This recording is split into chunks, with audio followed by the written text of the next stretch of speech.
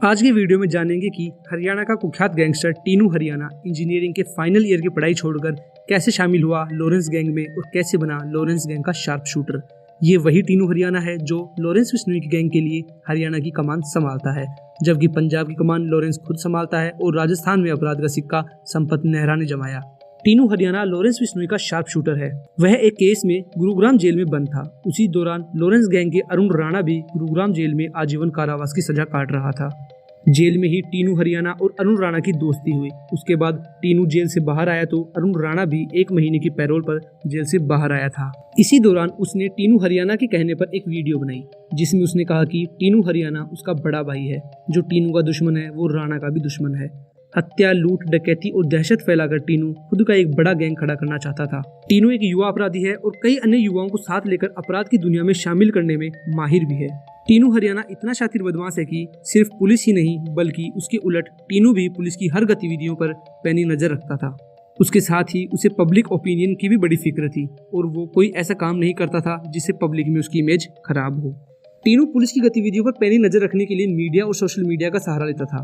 Police जैसे ही किसी बदमाश को पकड़कर पत्रकार वार्ता करती थी तो टीनू इस तरह के वीडियो को पूरी तरह से खंगालता था, अधिकारियों द्वारा दिए गए बयानों का विश्लेषण करता था और उसी हिसाब से अपने आगे की गतिविधियां प्लान करता था। टीनू टेक्नोलॉजी का अच्छा जानकार था। वह हमेशा अपने साथियों से व्हाट्सएप से ही कांटेक्ट करता था। ऐसे में उसकी लोकेशन का पता लगाना पुलिस के लिए बड़ी मुसीबत थी। वो एक के बाद एक संगीन वारदात करता चला गया। पंजाब, हरियाणा, राजस्थान, दिल्ली और चंडीगढ़ पुलिस के लिए सरदर्द बन गया। 22 नवंबर 2017 को द्वारिका मोड़ पर चंडीगढ़ पुलिस ने टीनू को चारों तरफ से घेर लिया। करीब 30 से 32 राउंड फायर के बाद भी टीनू पुलिस को चकमा देकर फरार हो गया। इन्हीं घटनाओं को अंजाम देकर ही टीनू दिल्ली को अपना सुरक्षित ठिकाना मानता था।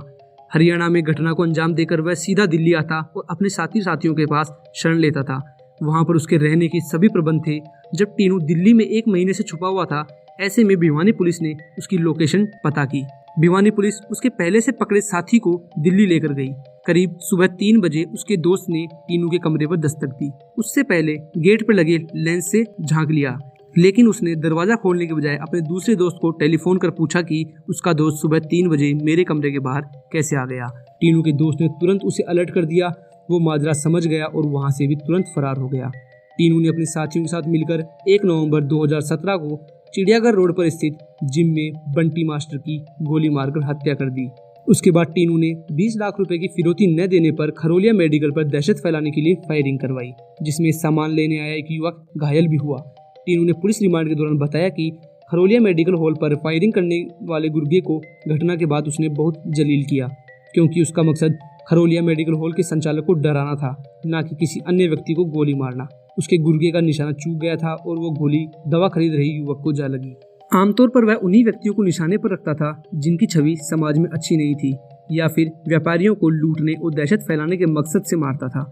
टीनू हरियाणा शहर में दहशत फैलाने के लिए पूरे शहर में पोस्टर लगाकर रक्षाबंधन की बधाई भी दी।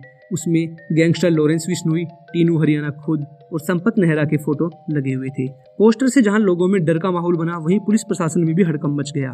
पुलिस ने मामले में तुरंत कार्यवाही करते हुए 3 मुख्य आरोपियों को पकड़ लिया। प्रारंभिक पूछताछ में पुलिस के सामने आया कि आरोपियों को व्हाट्सएप पर पोस्टर तैयार कर शहर में लगाने का आदेश मिला था।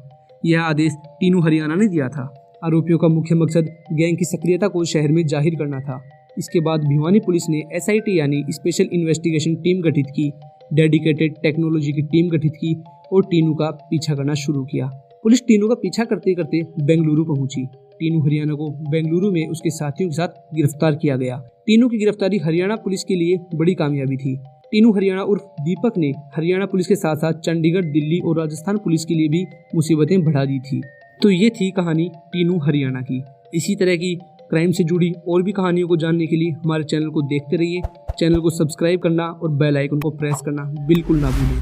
मिलते हैं एक नई कहानी के साथ। धन्यवाद।